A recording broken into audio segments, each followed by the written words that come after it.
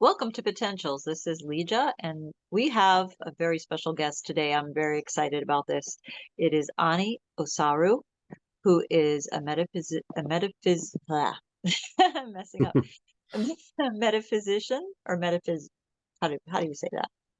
Metaphysian is metaphysian and Me- to Gnostics and spirituality. Thank you. It's I know I fine. was going to mess that up, but thank you so much for coming on. I really do appreciate you taking the time to come on my little show because, I'm just starting out, but I know that you're like amazing. I see you on Gen Z a lot, and I really, I really love the videos that you do with him and the gematria and the different subjects that you guys talk about and how you correlate it with Thank you. metaphysics. It's amazing. So thank you. So I also have on the call Jared and Pat, and they're just going to be hanging out with me to listen to Ani's presentation and his interview. So yeah, I just wanted to open up whatever you wanted to talk about, but mostly like I just curious how you got involved in this and how you got interested in it. Yes, and thank you so much for allowing me to be on your platform. It doesn't matter how many followers or whatever it is. I saw that Jared was very interested in your page, and he's a part of our family on Patreon as well as a part of Generation Z. I'm very much a part of that family as well, and I absolutely would leap at the opportunity of doing videos if you are family. So this is like doing a video with family to me. So the question, how did I get into this? It goes back. I was originally well, still am. I consider myself Christian. I just consider myself a Gnostic Christian now. I was deeply into not a denomination really. We went to about 3 services a day when I was young. And I always had questions about the angels and how do they connect to God, what are demons and stuff like that since I was like 9, 8, 7 years old. So I would be raising my hand in Sunday school, like, hey, let me ask this question about revelations. Is there going to really be this big beast come out here? Is it going to be bigger than the world or something? I'm confused here. Yeah. I got questions about all of this. So, they used to really scare you in church with stuff like that. I was too young to be wrapping my mind around that, but they wanted you to know that there will be a judgment day and there's things that's going to be happen that has to happen, when it comes to this whole spiritual aspect of everything. So that got me involved in understanding what Christianity is. My mother was the perfect example of what I would call a Christian. She lived up to what Christians are supposed to demonstrate. I would say, like I would see certain Christians, but they'll be doing, some weird stuff that the Bible said you're not supposed to be doing. And I was like, how's that? But my mom, she's never smoked, she's never drank, she's never done I've barely seen my mom do something quote unquote bad or what you would call a sin or something like that. So that made me, very in sync with her message on what you're supposed to be as a Christian. And then as I got older, I started to see certain people in the church that I attend veer off to the left. And then something made us leave that church, and for me not being in church for a while, I started to do my own research on certain things because I didn't get the answers when I would ask the pastor certain things. So in college, I'm looking up Illuminati videos on YouTube and looking into certain topics. And then I discovered the conscious community with different melanated teachers like Yosef Ben Yakinen, John Henry Clark, Bobby Hemmett, Brother Panic, who just made the transition, rest in power to him.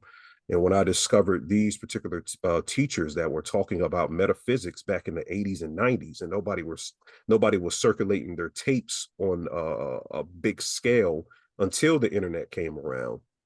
Then I had to go back and study all of those tapes, then come back forward to the future. And that's how I got on my path. And I began to look into Gnosticism. Bobby Hemmett taught me about this Gnosticism thing, and I did my own research to make sure that he knew what he was talking about, because some of these people say certain things, but he will always say, don't take it my word, you go and do the research yourself.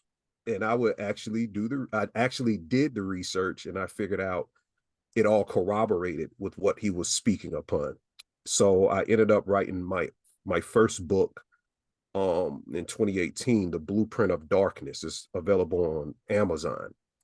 And in that book, I tell you about my Christian journey and my path into understanding mythology, spirituality, quantum physics, and ultimately Gnostic Christological sciences dealing with the inner journey of the soul based upon the external exoteric form of information where everything has to deal with the physical and humans and our interaction, good and bad.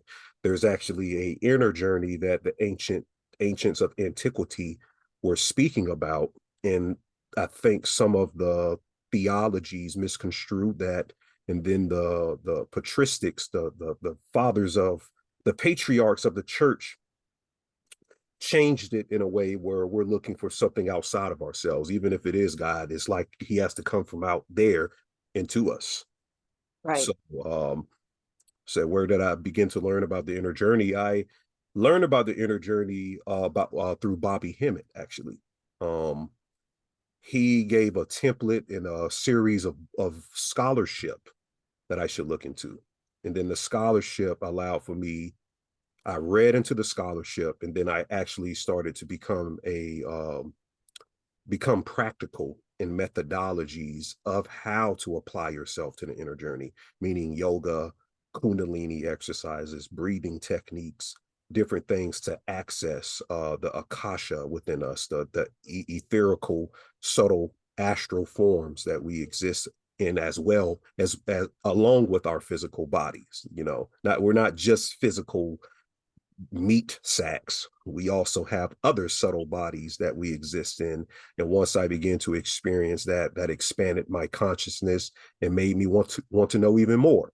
So that's when I got into stuff like how you mentioned gematria, the Yes. matrix, and all of that. And I expanded until I didn't. Well, first I didn't want to speak. Let me just put this out here for everyone. I was very, very shy. I used to sweat a whole lot, like, oh God, people looking at me. Oh man. And Yeah. yeah, and Me too. it never will goes away, right? It never really goes away. No. I Yeah, still don't like being on camera. yeah, that's That's why I something. interview people so I don't have to be on camera. Right, right. That's something astrological. That's Yeah. something dealing with your chart, your natal chart. But you go through dashas, you go through planetary periods where that radiation from or that influence of planets will change after a while. So you will get used, and I know you'll be successful in your page as continue to do interviews and do videos, and you'll feel better about it as you continue to go on. Thank But, you. yes, ma'am. I appreciate that. Jared, did you have a question? I see you have your hand up. Oh, I kind of lost my thought. Ani, you said something a second ago about it made me think of how there are layers to these concepts. Yes. Is that what you're saying? Like even concepts have a shadow in a way. Yes. Yes. Oh, And methodologies, you have to know properly how the system works, the mechanics to the system. There's an interplay of mechanics of the nature of these different spiritual systems. So I started to look into, from, well, Dave calls it subquantum physics. Dave has these terms out of this world. Yes. And some people say, yeah, you got a lot of terms. If you have a conversation with Dave behind the scenes, he'll blow your mind. Oh But, yeah. oh yeah, or Dan will go to another level. But Oh yeah. yeah, so I looked into the sub-quantum physics of it in the systems, and I saw a correspondence in the mythology. So we look at mythology. We know the story of Hercules. We know we came up watching Disney and seeing all this type stuff, but they were actually talking about something going on inside of you. a development of gnosis, of a progress you're supposed to be heading towards, called the Christos, which the church took that and made the word Christ. It actually comes from the word the Chres. It's a spiritual attainment in all of us. And then I started to learn esotericism and eschatology. Yeah, eschatology is about the end time events, but it's Right. talking about the apocalypse of the soul. The apocalypse is always going on. There's not a time where the apocalypse isn't going on. You know, you only have, when you have that spiritual experience, like some people say they'll see 222, 111, 1111. You start seeing these angel numbers and everything. They always ask me, hey, how does this apply to the spiritual journey? That means that the soul is opening up a particular portal to something inside of you that you have to define in yourself at that moment, and the door is closing on it. And if you don't define yourself in these short windows that pop open within us, then we go through what's called regression. We regress because we haven't defined what we need to figure out about ourselves. Now, my father was very into eschatology. I was also raised Christian, and my parents were both very they lived the life too, like your mother did. They were very and they weren't like hard about it. They were very soft, loving Yeah, people. yeah. So they lived the life. And my father was very into eschatology, and he told me, he said, "You're going to live through the end times," and he said, "You're going to bear the brunt of it, and but I feel like you can handle it." So that was kind of his parting shot, before he passed on. And so I'm just wondering, do you feel like we're in the end times, or what do you think the end times are? Well, it's like what I say, it's the end times are always going on.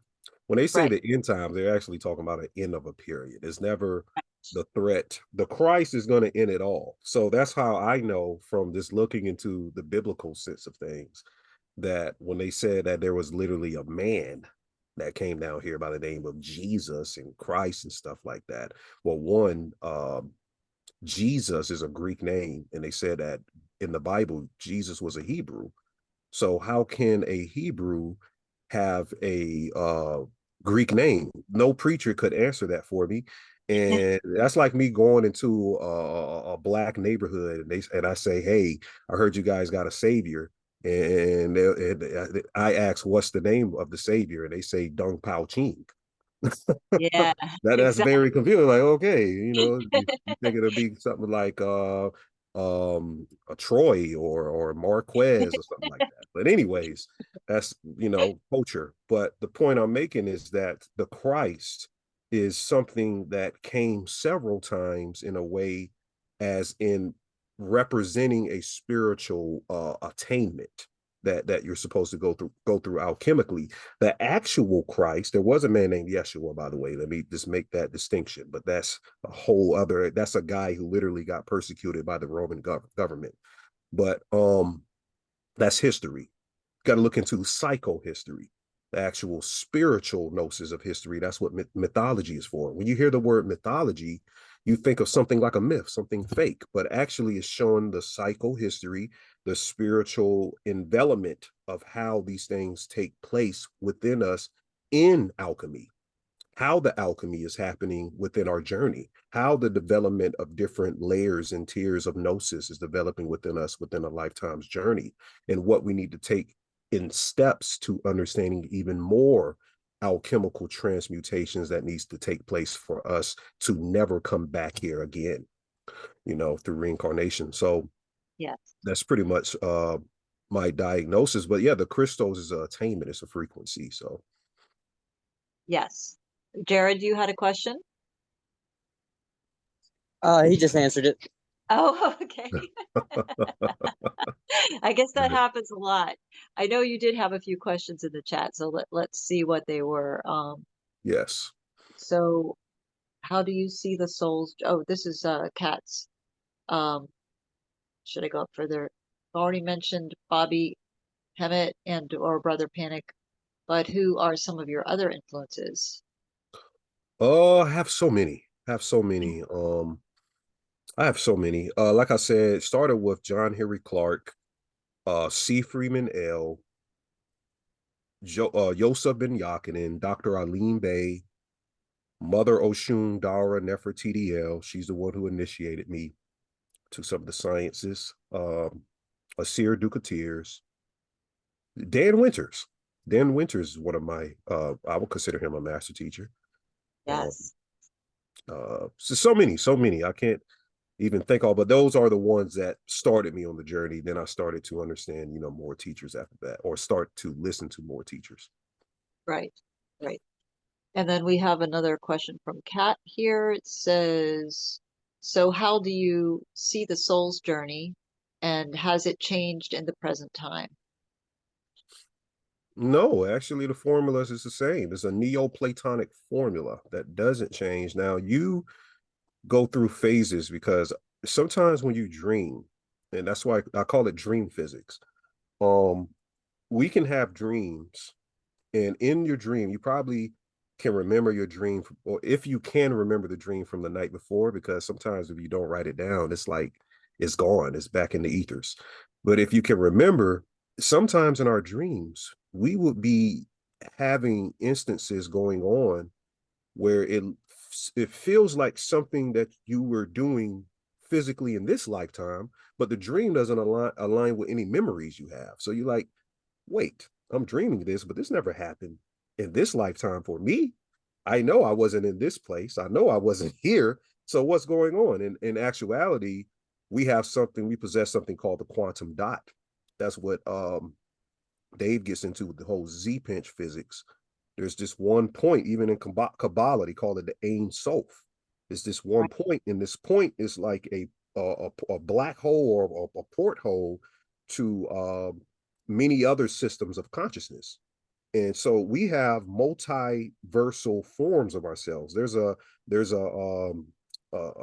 Ani here, and there's a million other different Anis in the subquantum planes that's living out different circumstances. Like if I made a right, another Ani made a left in another multiverse form of myself. So we sometimes are dreaming about the multiversal quantum body forms of ourselves on the other side of the multiverse, and they're dreaming about us. They're seeing our life as a dream to them.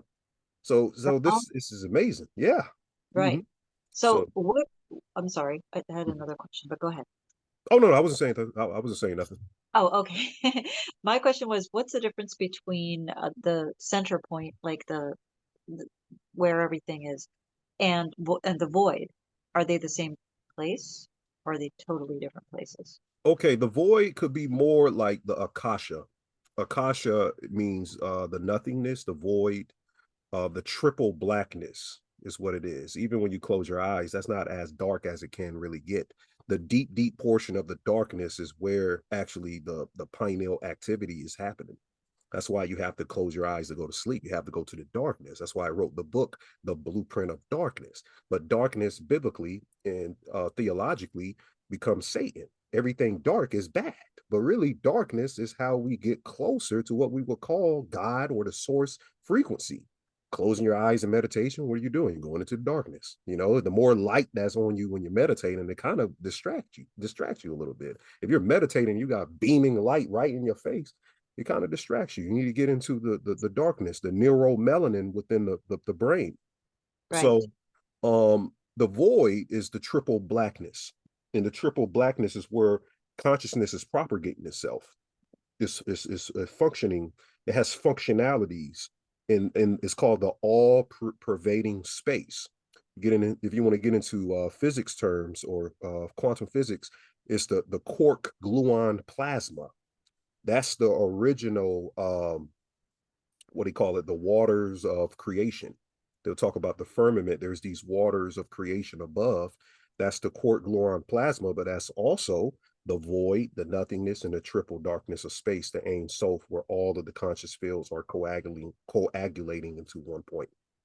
Which is also like light or life being born from darkness. Absolutely. Darkness out there, how stars are born, all it is, because stars, when darkness contracts, just like in I'm not a woman myself, but I know that there's a process of a woman, how she has children. The child is inside her womb for 9 months, but inside of the womb is darkness. And the mesodermic, the ectodermic layers are developing based on the darkness inside of her womb. That's how everything starts to happen. That's the gateway of how all of the pieces coming together, how the soul is coming together, how the flesh is, all of that is happening within the darkness of her womb. So when darkness out there, if it gets too dark, what happens?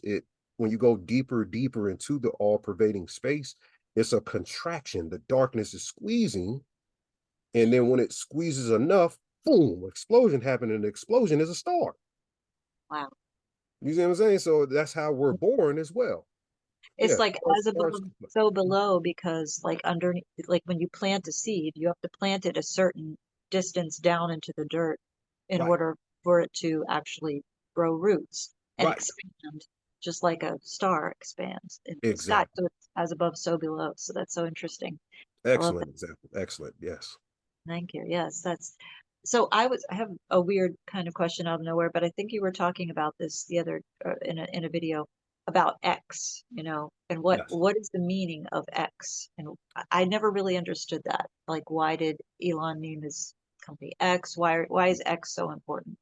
Well, the X is a symbol, an ancient symbol. I teach semiotics on my Patreon, lessons on what symbols mean. Semiotics means the study of symbols.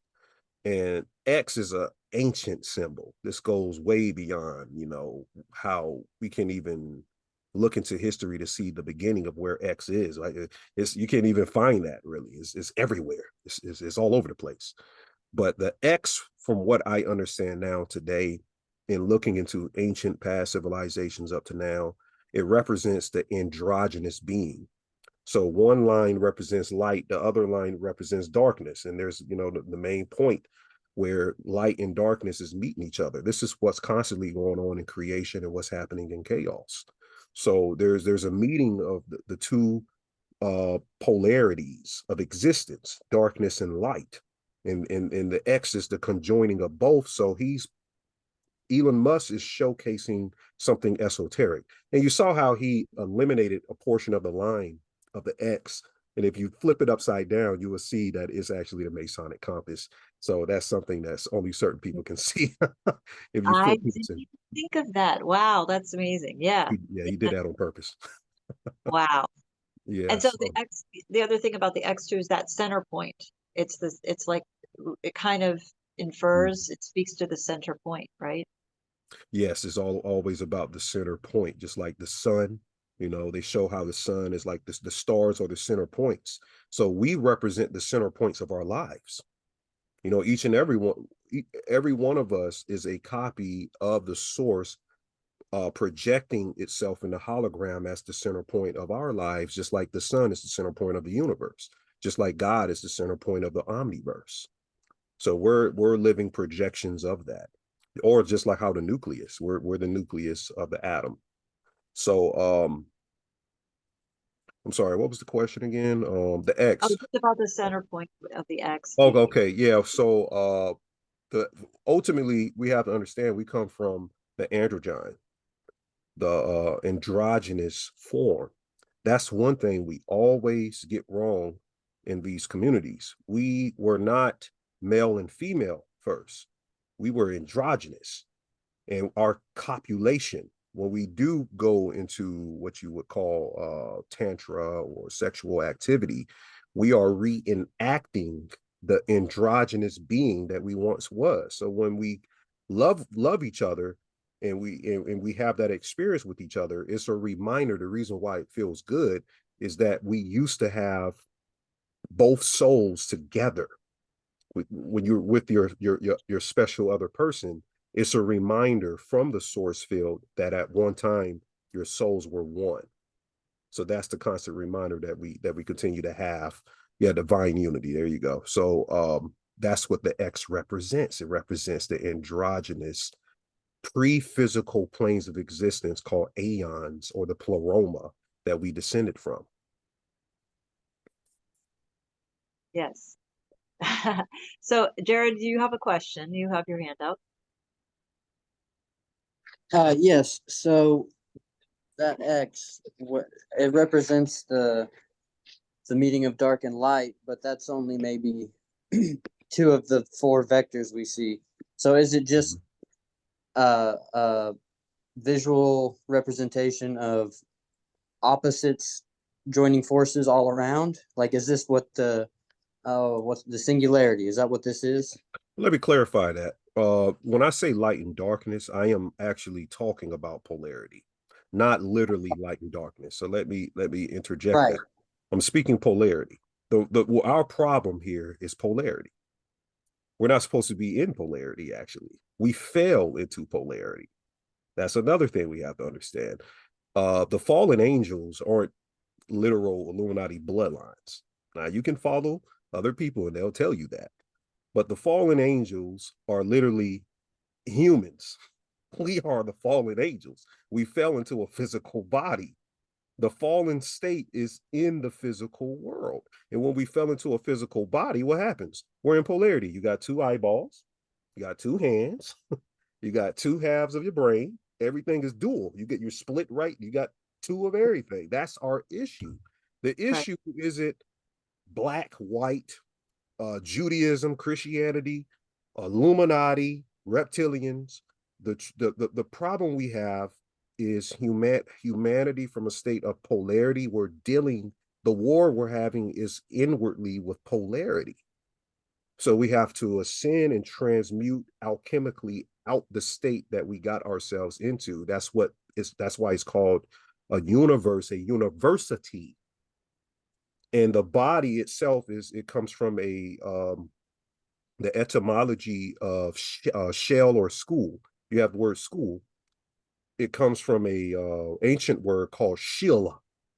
Shil is spelled Sheol, and shil it means hell, but it also means physical body or physical world. So your body in this physical world is a school, but it's also the shell that we're in, so we can graduate up out of polarity, the X. So the X is symbolizing what situation are you in metaphysically. We're dealing with polarity. Okay. So so are you saying that this dimension 3D, was it always polarity, or was this world always in 3D, No, or it it used wasn't to be always in in 3D. something else? What was it Yes. before? Before there's a metaphysical flood and there's an actual flood. The metaphysical flood, we used to have access to more dimensionality. We had layers of dimensions that we could see in. That's what the Cyclopean race would be representative in the secret doctrine that Blavatsky was writing on these ancient manuscripts she got from the Hindu Kushites. And these people were detailing that we were in a spiritual realm, but it still was the earth. But it was when the earth was less dense, the vibratory levels were way more sped up. What happened was, as the vibratory rates over trillions of years began to slow down, the spiritual beings that were existing in actuality, I put this in my book, The Blueprint of Darkness. The core of the earth, what is a core? A ball of fire or a ball of plasma, just like a star. If you think about it, the core of the earth is just like a star. There's a star in the center of the earth. Yeah. We used to live inside, but what do they say is hell in the middle of the earth. You learn that biblically.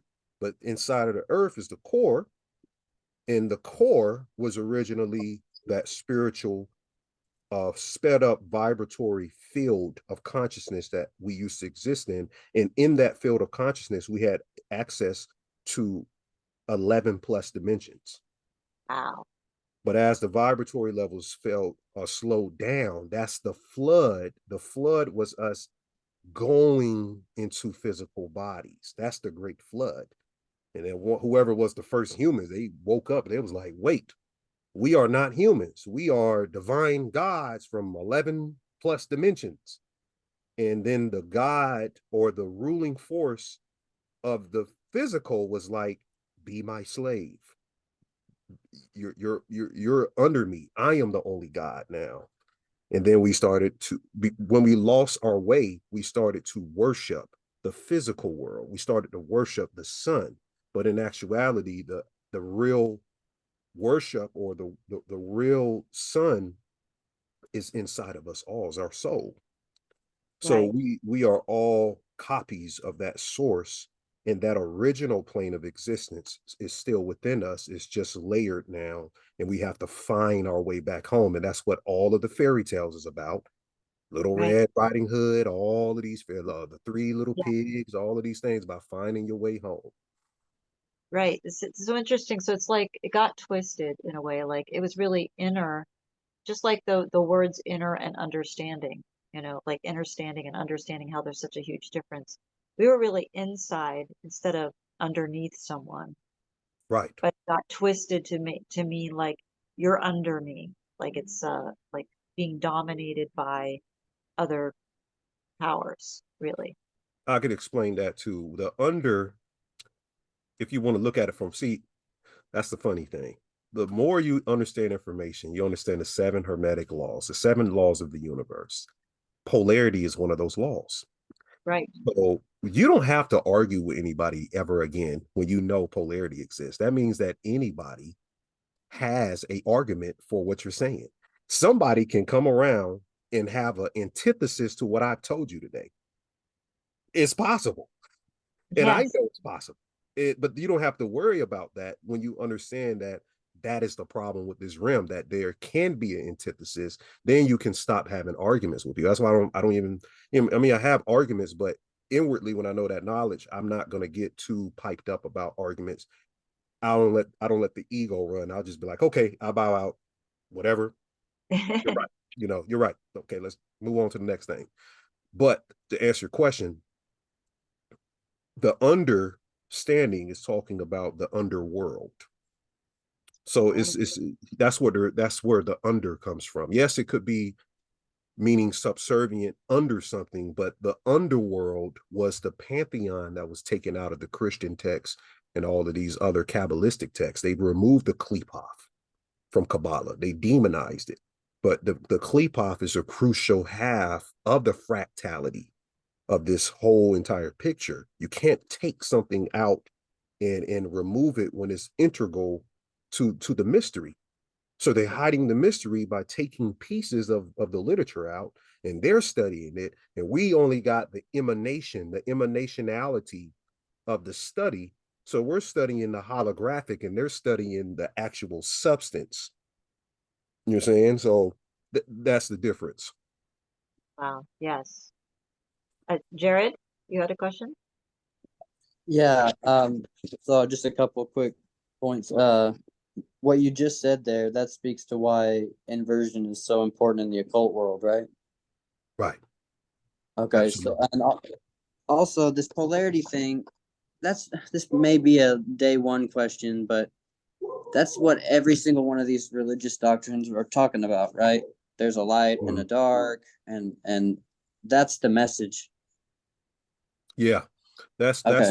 that's what they try to they're making a mythoposis of the light and darkness, but they're leaving out key elements so that we're always chasing our tail. And until you look at it all, so you can't just look at one thing. You can't just be a Christian. You can't just be a Muslim. Can't just be a Jew. You have to, that's only a piece of it. And especially you can't look at it from a religious point of view. I'm not saying you can't be religious, but if you're looking at everything, you're saying the religious point of view is the only angle to look at. You're never going to understand the bigger picture. Everything is fractalized in pieces, even the information of understanding it. So I'm only giving you pieces of the pieces, but you have to study it all. You have to go to different cultures. That's why they created something called race, so they can put in the psychosis for you to understanding. You wouldn't go into a European history or an African history or a Hawaiian mythology. You wouldn't dare even look into it, and there's an answer in it that Yeah. explains parts of probably your religion or parts of the metaphysics that could be a great wow moment. Like, wow, that story told about that Hawaiian guy was the missing piece. Yeah. Was missing from that. Right. It's all like little puzzle pieces that need to come together to make the whole. Right. So Kat had a good question. So how do we rise above polarity. How do we get out of this polarity that we're in? Well, one thing is just to realize it's a hologram. The polarity is a hologram in the first place. So once you convince the subconscious mind, so the subconscious mind is a powerhouse. Whatever you program your subconscious mind to believe, it makes it real for you. The magic comes from the subconscious mind. That's another under right there, subconscious. The underconscious is the most critical layer of consciousness. You see what I'm saying? So um by your subconscious mind makes real factual information and false information. So your subconscious can make something false real to you. So it's like, so how do we get to you? Answer your question. We have to get into our subconscious and we have to do a screen cleaning. We have to begin to deteriorate certain mechanistic patterns that we develop that was hence preset based on societal projections. The first problem we have is our parents. I'm not saying our parents is bad, but you learn the matrix first off your father and your mother, or one or the other. That's how so you have to begin to unravel some of the things that your mother and father told you. That's the first step. Then you go into the social world. Then you start to look into education.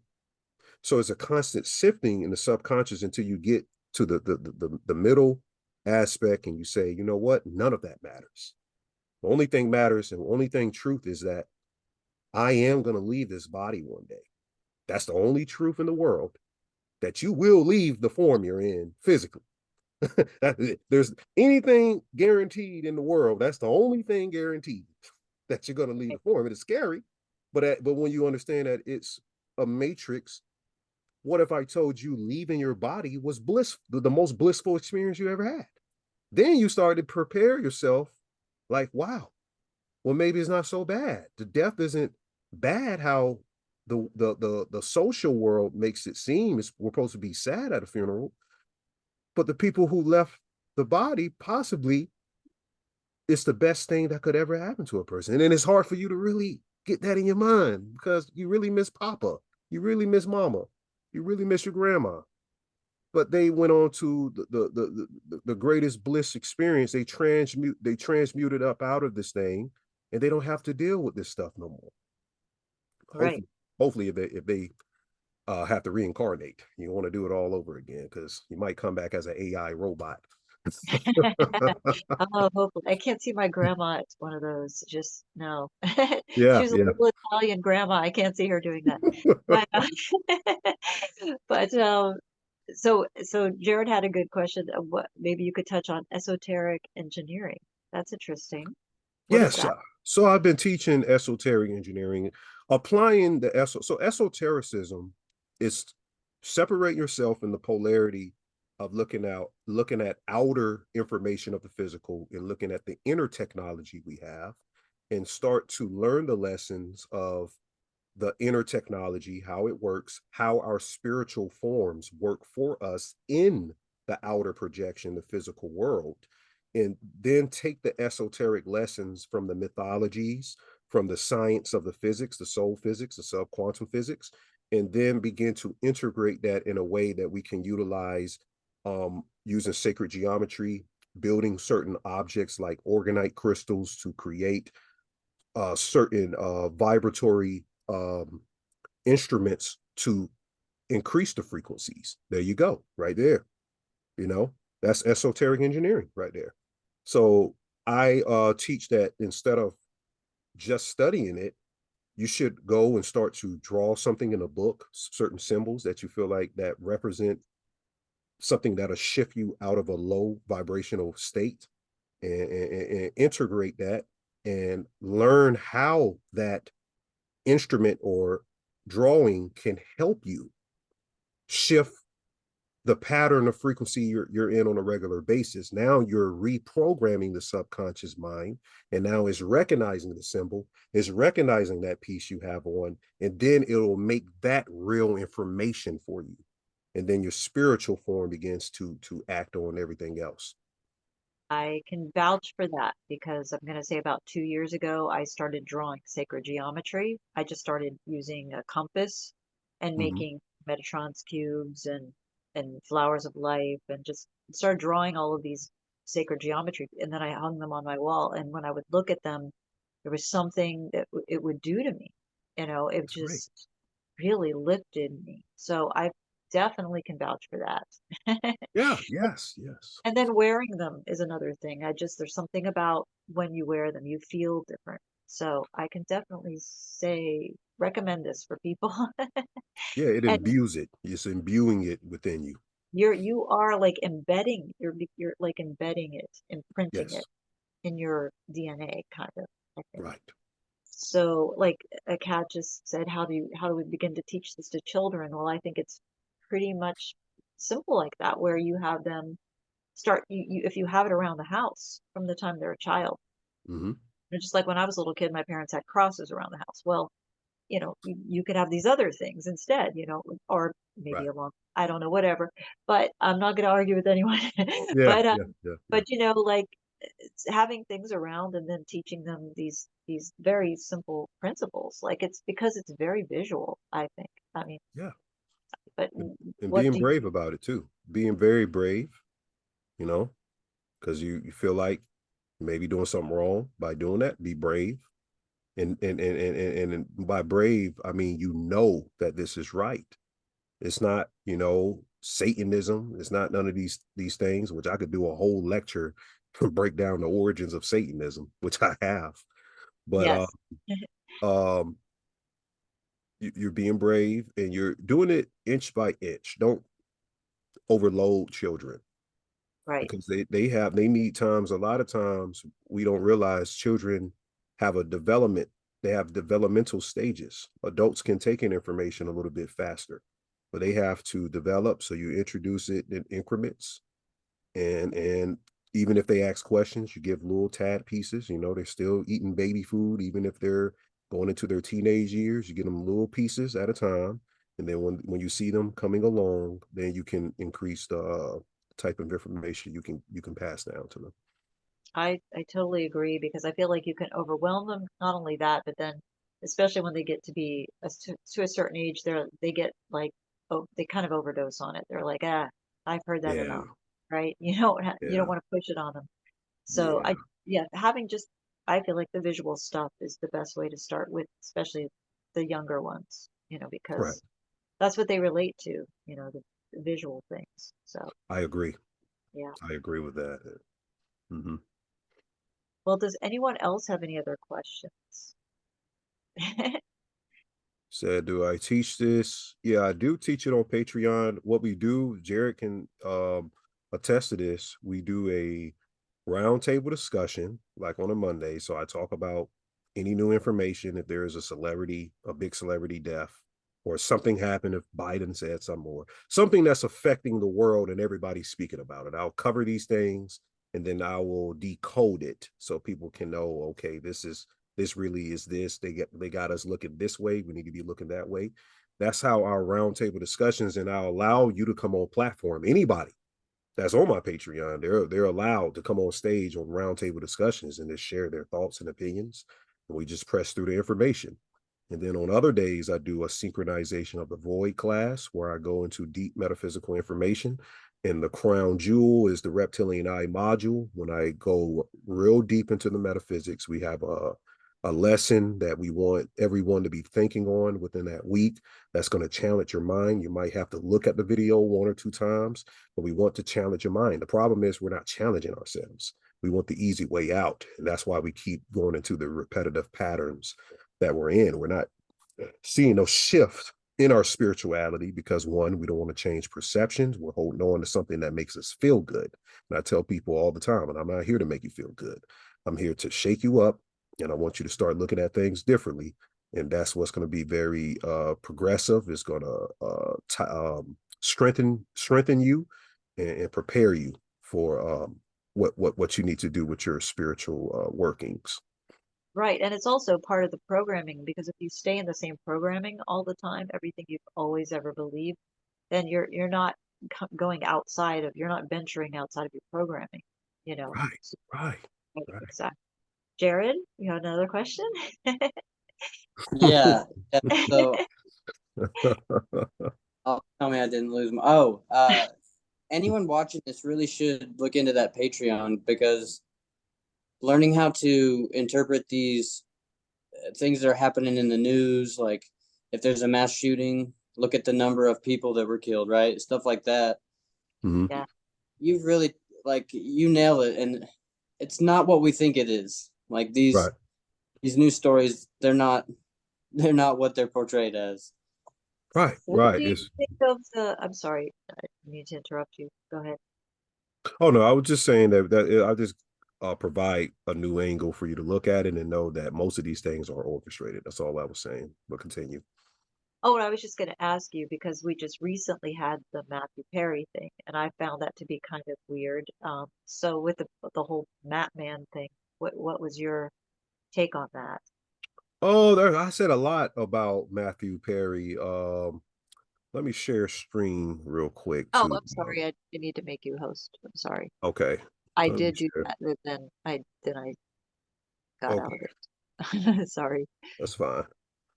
I'm gonna show you guys something real quick that I covered in our last Monday class that we had. Okay, I'm ready now. Let me know when you can see my screen. Yep. All See right. it. I'll talk about this show a little bit later. Um, the Matthew Perry, there was a lot of predictive programming. Um, there was an episode here that I showed where this is predictive programming. Let me play. I can Huh. cut the sound down. Can I cut the sound down? Is this Uh, gonna be yeah. that's what I'm probably gonna play it because this is going on your YouTube and you might get a strike if I play it. Well, I can also put it on my Patreon and just put it in Dropbox and then give it just to the members. I could It's do that. fine. I just won't play it. I could show other things that I don't have to play, but if I played it, people will get another perception of some of the episodes of Friends. It was predictive programming to Matthew Perry, but like this, you see how they have three men in black and three women in white. This Yes. rep, yeah, this represents 33, the Masonic number, also the age Christ died at. This Yeah. represents 33, also represents the Illuminati floors right here. Yes. There's also some predictive programming with him. Oh, hold on. Can't see over here. Okay. They showed him in the beginning of the show spit Right. water out, and it has this Neptunian semiotic, a symbol right here. And it just kind of looks like drowning, so that's some predictive programming, you Oh know. my God, I didn't even think of that. Yeah. That's how they do it. See, what I teach on Patreon is how to look at the subtle things that you would never look at, that they showcase, that sometimes they are literally scripting these people's lives, even their deaths, Yes. ahead of time. And we think it's organic. We just thought something just happened. But really, a lot of times, some of these people are being assassinated for energy harvesting reasons on certain astro theological dates. Then I get into the numerology, how the day he passed or the news came out, if you add up the date, you get 81. Ritual equals 81 and two ciphers of gematria. And 45, if you add up the two plus 2 and 3, you get 45. And you have ritual 45. So we know it was a ritual based on the numerology. And also, if you add 10 plus 28, 38, you drown, that equals 38. Death equals 38. Anybody that studies gematria knows that 38 is the harbinger number.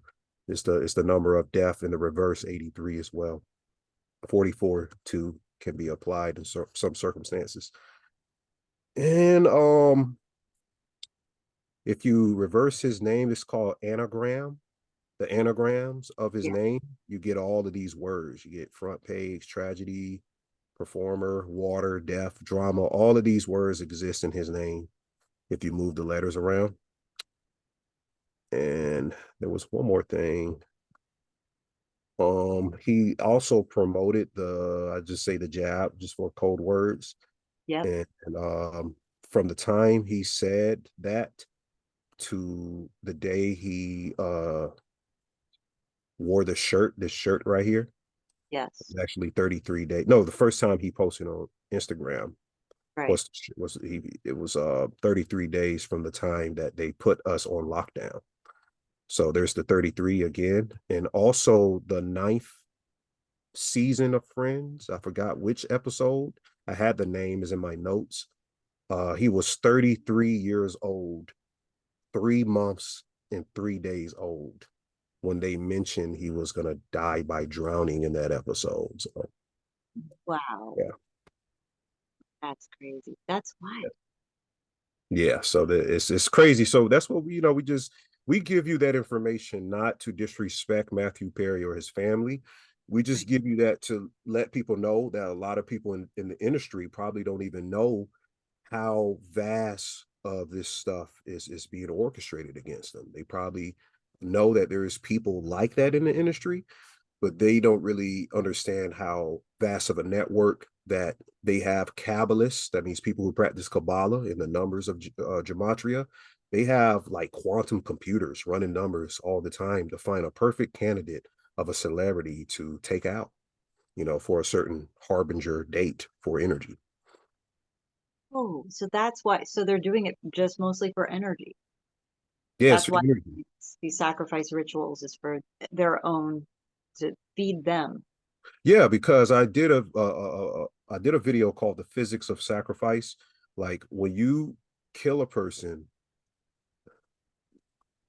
needs to go through a natural death for the universe to be in perfect harmony. But if you take a person's life abruptly, what happens is the plenum or rays of that person's spirit and soul, it projects instantly, which is not natural from it merging and harmonizing in the 4 jet streams of the planet that they study in the Enochian tablets. It is projected, and that projection, that violent death of you doing that, it's like a disruption, a ripple effect in the current of the universe. And they figured out how to usurp the energy out that ripple effect and feed the entities that's putting them in control of these realms, putting them in control of the physical world, so to speak. Though, so all of these rich people, they're running stuff. How does this affect the universe ultimately? It's it's um it's hard to tell how much it affects it, but I will say I believe it's affected it so much that the universe probably has already ended, and we're just catching up to it. Wow. Yeah. So a lot of times when we look at stars out there, the stars sometimes exploded millions Yes. of years ago, and the light stuff is just same thing with that. I mean, the universe probably ended about 2 or 3 times, and we're just catching up to the first time it ended. Huh. Right. Okay. So it's like a cycle, really. It ends Yeah. and then it begins, and then it ends and then it begins. Yeah, it's like a cycle. It's like a serpent swallowing its tail, Ouroboros, and we're just trying to get out of the cycle. We don't want to be in physical bodies. I always ask the question: were we souls longer than we were humans? Right. If that's the case, then we are interdimensional beings. We Well, we keep talking are. about aliens. We're the aliens. Exactly. Exactly. We just we just lost our superpowers. Must be like, well, I won't say we don't have superpowers, but we have lost the way how to utilize our superpowers to the full potential. Right. And that's why we're here, is to learn how to do that. Exactly. Yes. Exactly. Exactly.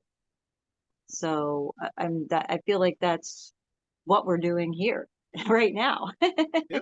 with this conversation. Yes. That's why we have the conversation. That's why we need to continue to have the conversation, have these think tanks, Yes. Different people have to do different things. Dave has to get into the physics, figure out free energy, discuss these things. Dave has an assignment that he has. I have an assignment. You have an assignment. Linda, Kat has an assignment. Jared has an assignment. And we have to get together and utilize our gifts and get together and talk about how can we better ourselves. What is some Right. things?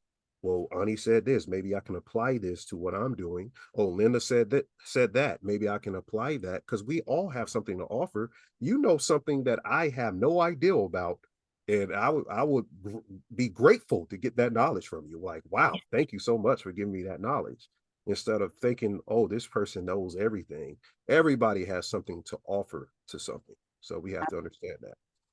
And I feel like we all have a mission. That's why we're here, right? And so, and part of that, I feel like we're sort of all, even though our missions are different in a way, they all combine. You know, Absolutely. we're all really working sort of for the same purpose. I feel like that's if you're here on this call or if you're watching this, then there's a reason for it. You know. Yes, absolutely. Absolutely. I agree. Yes, so that's awesome. Let's see. Did Jared have a question? What was I saw some activity in the chat. I just couldn't catch it. Yes. It's flying in. Jared says, I think darkness basically is just pure potential. I think the darkness is to the light what God is to Jesus if you take the Bible literally. I was trying to think of an example. Excellent. Excellent. And then Kat mentions, which I was going to get to, but thank you for reminding me, Kat. How can people find you and Yes. um and what and all of the things that you do and you offer? Yes, you can find me. I'm very available. I do I would say consultations. My email is startried777 at gmail.com. I have a YouTube channel, so you can watch. I only post 2 YouTubes a month, probably. Most of my lectures are behind the scenes on Patreon, so you can come to Patreon. Right now, it's only $5. I mean, there's other tiers, but the $5 tiers get you access to many of my videos. So that is patreon.com slash no patreon.com/ the_spiritual shade room. My business called the Spiritual Shade Room. And And you're on Instagram as well as the Spiritual Shade Room 1, yes, the number 1. the number one right next to it Yeah. because they deleted my other one. I was mad about that. So Yeah. yeah. And Ani Osaru, that's the name of my YouTube. And on Facebook, you can follow me. I have another business page on Facebook I post information on as well. And I Oh, appreciate you. no problem. And we will also put all of those links in the description of this video so people can click on them. So that make them accessible for everyone. So yes, was there anything else that you would like to add? I know that you're very busy and I really appreciate that you took the time to do this. So Yes. if there's anything else that you would like to say or add, I would give you the floor. Oh, I would just say this, use this information, um, continue to grow spiritually. I know that's a cliche term, but just continue to grow and look for the signs. Sometimes when you come across a video where you can get like-minded people like this, you're enjoying this, it's probably a sign you need to delve in and do more. It's time for you to do more. And we would love to have you a part of our community on Patreon. And I appreciate you, Lena. I would love to come back. I will come back Oh, definitely, great. and we can follow up and do something down the line. And I appreciate you for having me on your platform today. And I appreciate Jared and Kat in the background. Yes, thank you guys for coming on, Kat and Jared. I really appreciate the questions that you threw into the chat and also added to the discussion. And thank you so much for coming on. I just appreciate you so much. I No can't problem. even express it with words. No problem. Beautiful people, and we're all in this together. So thank you for having me. And you Yes, guys enjoy the rest of your evening. And until next time. thank you. And ciao for now, everyone. And I think I made you host, so you'll have to end it. Okay, I got you.